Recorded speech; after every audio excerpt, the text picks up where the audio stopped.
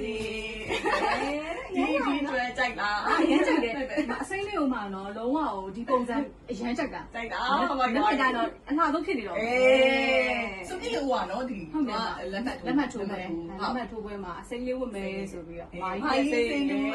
အမကြီးလည်းအစိမ့်လေးပဲဒီနေ့စင်တူပဲဒီမှာစင်တူစိမ့်လေးဝတ်ကြမယ်မကြဘူးဒီပုံတာဒီကြတော့အမိုက်ဒီလေပုံပေါ့ငယ်ပုံဒီဆိုရင်မိုက်နေရဒီရောင်နဲ့မှာဒါလေးပါတော့စိမ့်ရောင်ဆိုတာ